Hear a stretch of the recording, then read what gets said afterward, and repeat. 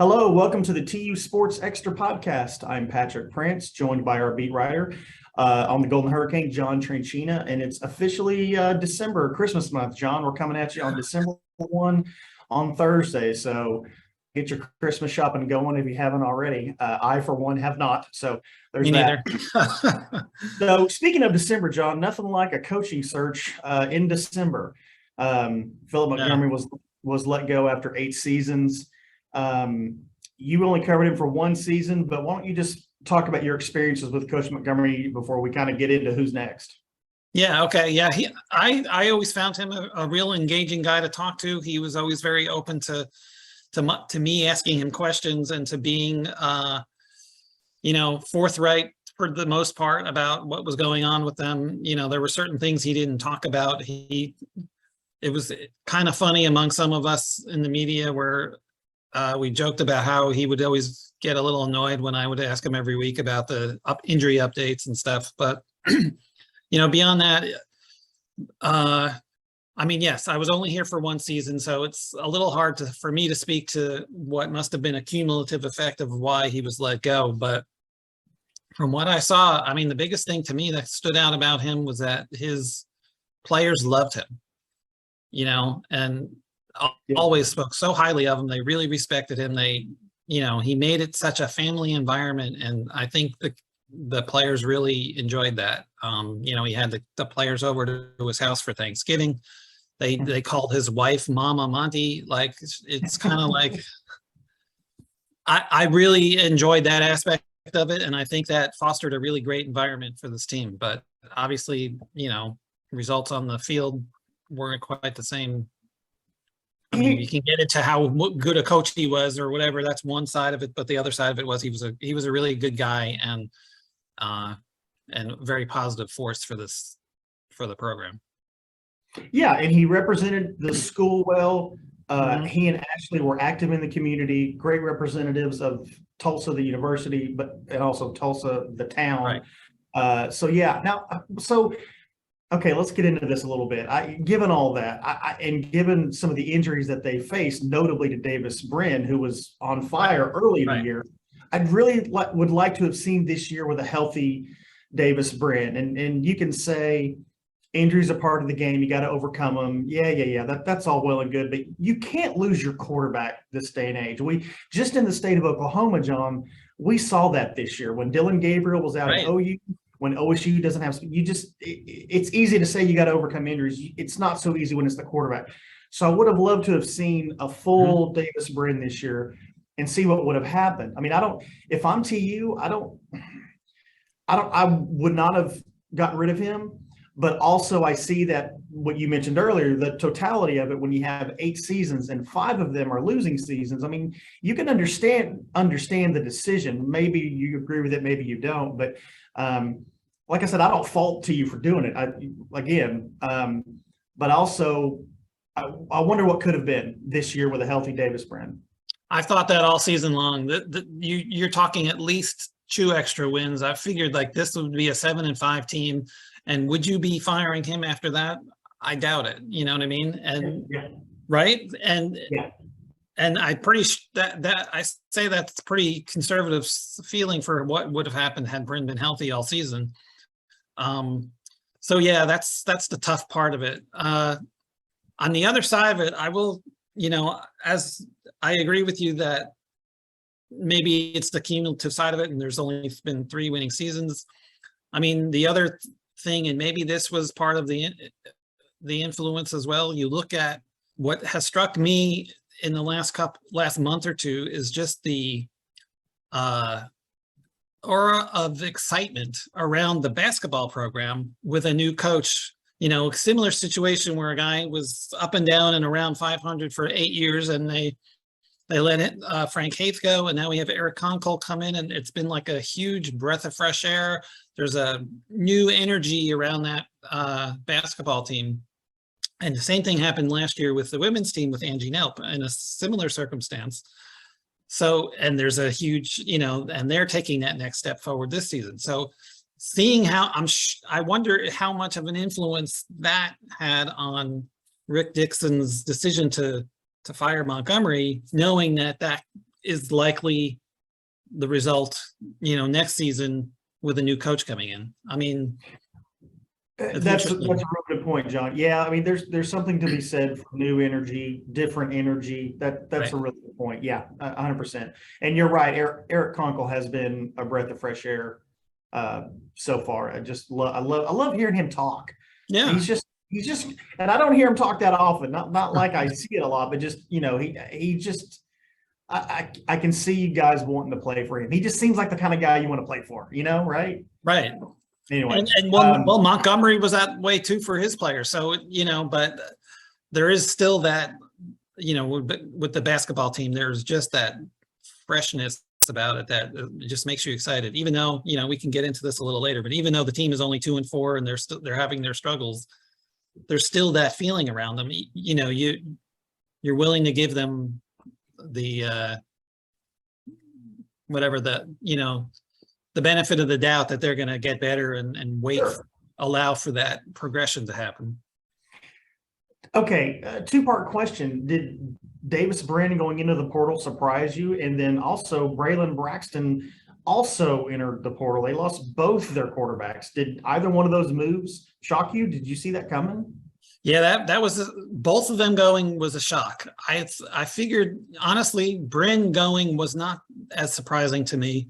A guy who had been here, every year has been here. Montgomery was here. The other thing that, since he went first, it seemed to be looming over his head that, with as well as Braylon Braxton played in those last 2 games of the season, there really was a legitimate chance that, with a quarterback battle in camp next season, he might not have emerged with that as the starter.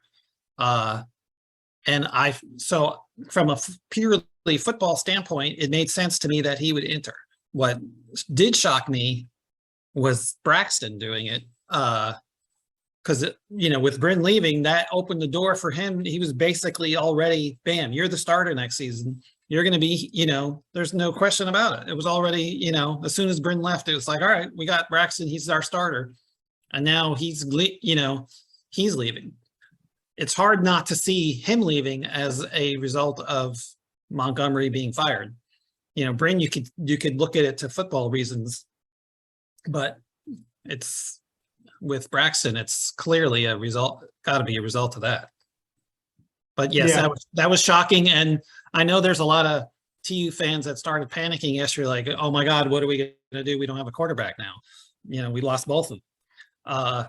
So there's a little bit of worry in the TU fandom right now. Yeah, no doubt about it.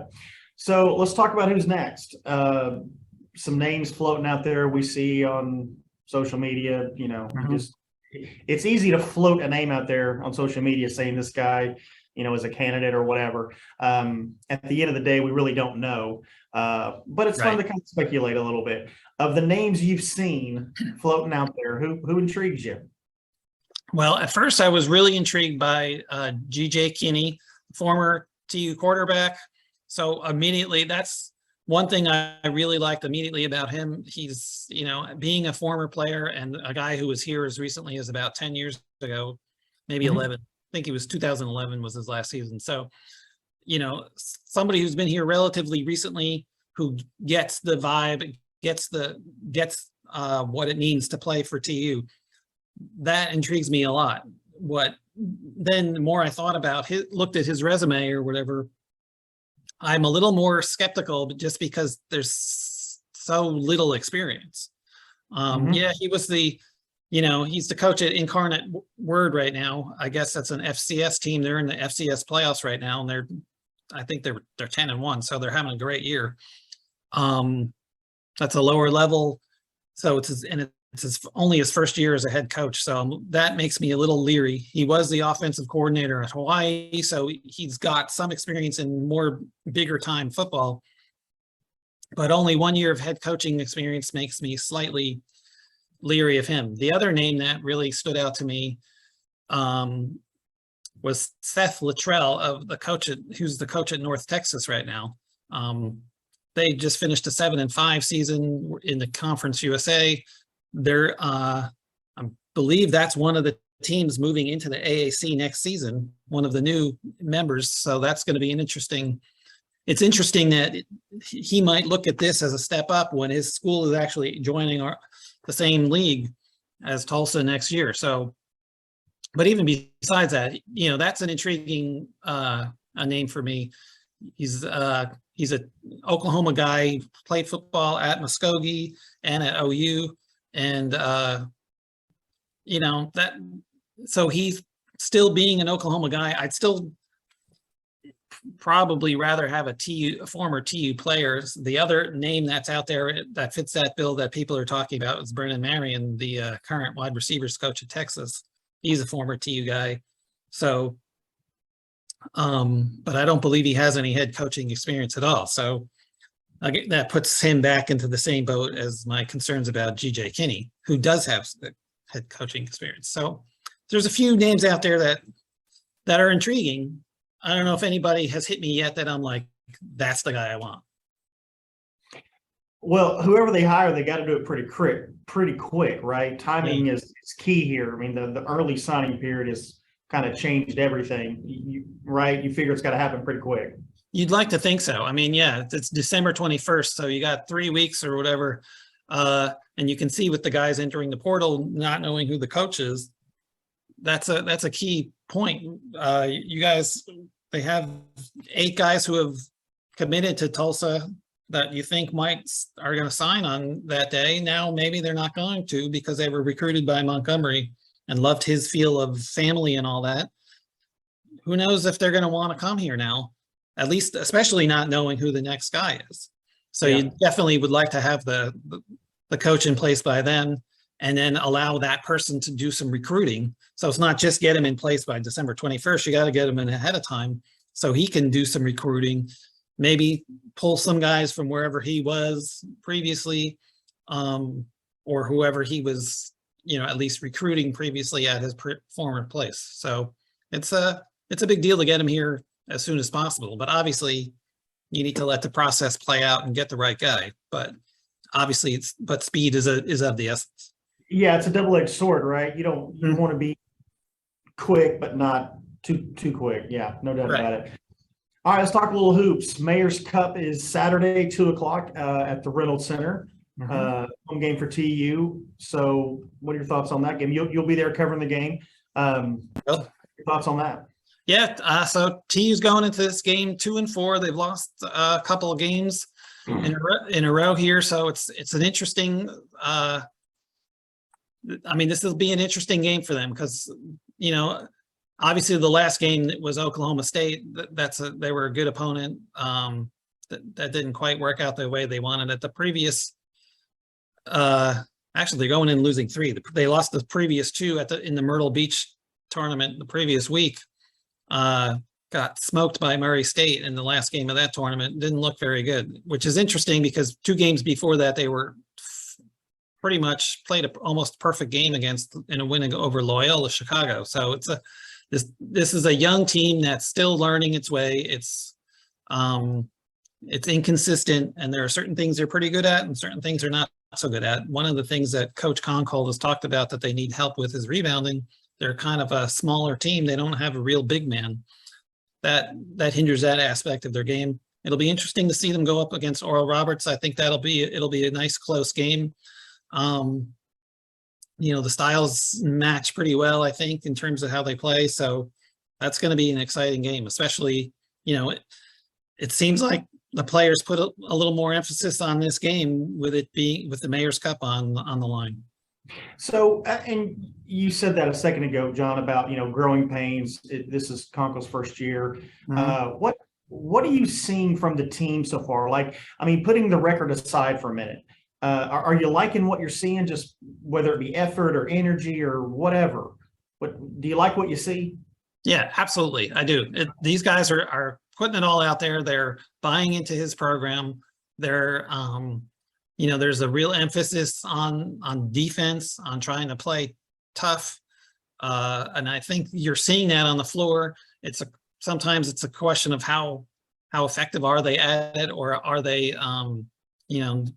just, in the area of rebounding, they're just a smaller team. So that's automatically puts them at a disadvantage in that area, but they're trying, and they're utilizing certain strategies to get around those deficiencies, but it's still showing up in the games. But yes, I am very happy with what I'm seeing. There's progress being made. There are guys who are showing flashes of excellence that maybe don't even complete throughout the game, but some of the players are exciting. I'm really intrigued I really like the new player, Bryant Salabangbe. He has been transferred from a junior college, Florida Southwestern State, and has, he's been their leading rebounder and has had a couple of double doubles.